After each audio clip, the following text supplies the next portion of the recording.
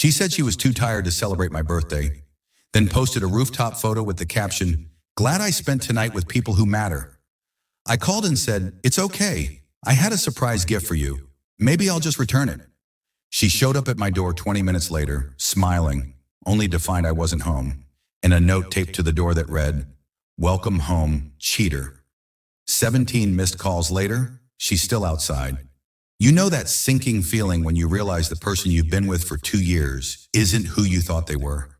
That moment when everything clicks into place and suddenly all those little things that never quite made sense finally do? Yeah, that was my Tuesday night. For context, I'm Alex, 32. My girlfriend Rachel, 29, and I have been together just over 2 years. We've maintained separate apartments, enjoying our independence while still spending most weekends together. Things had been mostly good, the usual ups and downs, but nothing major. At least that's what I thought. Tuesday was my birthday. Nothing milestone. Just turning 32. I'm not big on celebrations, but Rachel had mentioned doing something small. Just the two of us. I made a dinner reservation at this Italian place we'd been wanting to try. Nothing fancy, but nice enough for a birthday dinner. Around 4 p.m., Rachel texted, "Hey, I don't think I can make dinner tonight. Work emergency plus exhausted. Rain check?" Disappointed, but understanding, I replied, "No worries. Everything okay at work?" "Just the usual drama. Sorry about your birthday. We'll celebrate this weekend, promise. Love you." I canceled the reservation, ordered takeout instead, and settled in for a solo birthday evening.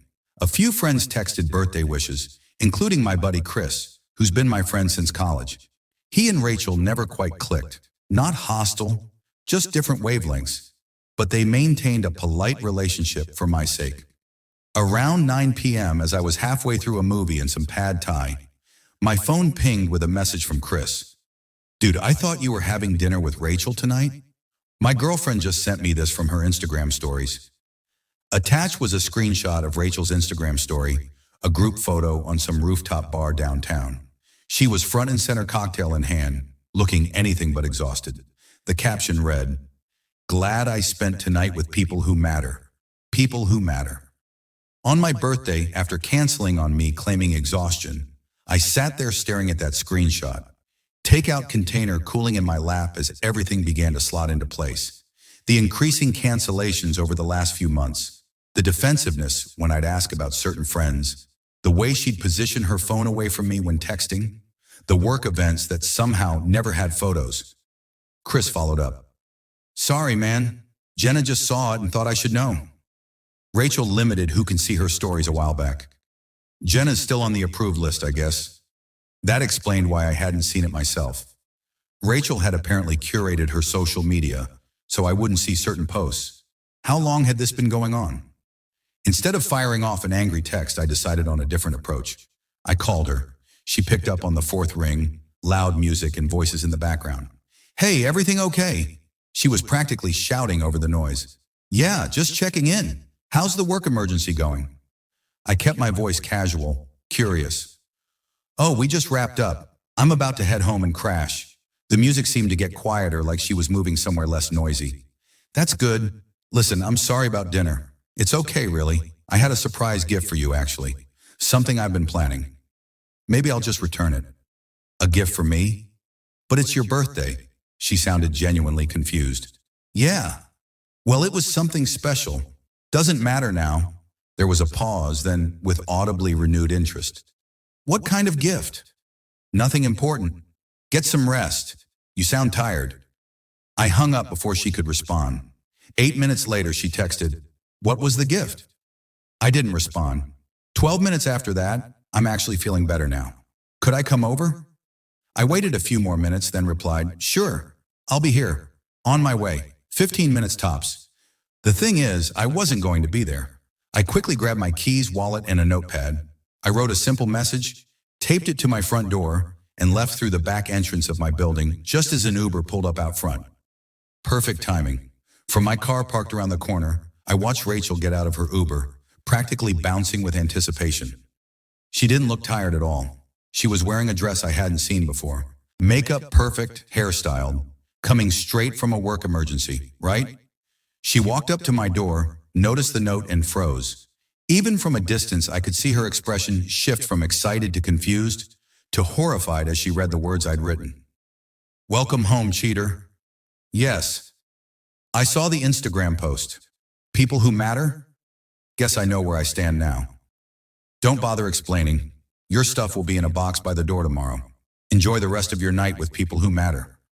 She immediately started calling me. I silenced my phone and watched as she pounded on my door, peering through windows. After about 10 minutes of this, she sat down on my doorstep, still calling repeatedly, then alternating with texts. It's not what you think. Please let me explain. You're completely misunderstanding. Just answer your phone. This is ridiculous.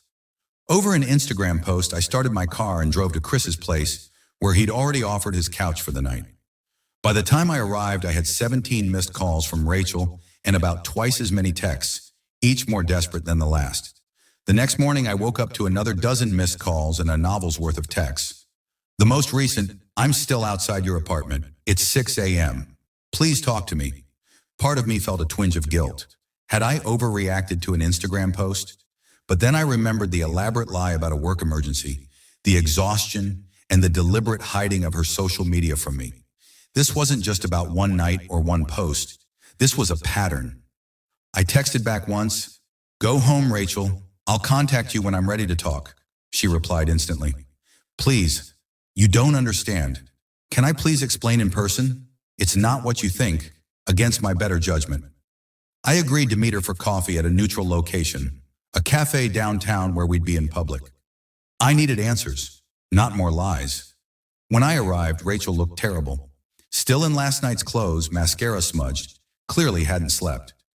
As soon as I sat down, she launched into her explanation. It wasn't a date, it was just friends from work. I know how it looked, but I cut her off. I never said it was a date. I said you lied about being too tired from a work emergency, then posted about being with people who matter on my birthday after canceling our plans. That's what hurts. I know, and I'm so sorry, it was stupid. The post was thoughtless. I didn't mean you don't matter. Then why hide your Instagram stories from me? Chris's girlfriend saw it, but somehow I couldn't. You've been curating what I see, Rachel. For how long? She looked down at her coffee. A few months, but it's not what you think. Then what is it? That's when she dropped the bombshell. I've been trying to make you jealous, she admitted, her voice small. Things have felt, I don't know, routine lately. You've been distracted.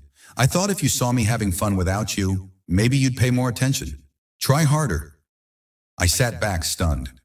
So you deliberately asked Jenna to show Chris that Instagram story knowing he'd send it to me? She nodded, unable to meet my eyes. I didn't think you'd react like this. I thought you'd just, I don't know, want to spend more time with me or something. So there was no work emergency. You lied about being tired so you could go out on my birthday, post about it where you knew I'd eventually see it all to manipulate me into trying harder. When you put it like that, it sounds awful. Because it is awful, Rachel. It's manipulative and childish. If you felt neglected, you could have talked to me like an adult. I tried. You always say everything's fine. And this was your solution? Lying and manipulative games. I shook my head. This isn't how healthy relationships work. I know. Tears were streaming down her face now. I messed up. I didn't think it through. But I love you, Alex. Please don't throw away 2 years over one stupid mistake. It's not just one mistake, though, is it? You've been doing this for months by your own admission. Creating fake drama for what? Attention? To test me. I stood up. I need some time to think about this. All of it. As I walked out, she called after me. What about the gift?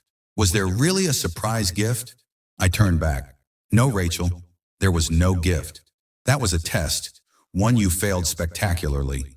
You canceled on my birthday, lied about why, then came running when you thought there was something in it for you. I blocked her number later that day, dropped a box of her things with the front desk at her building. It's been 2 weeks now. She's tried reaching out through mutual friends, even showed up at my workplace once. Security escorted her out.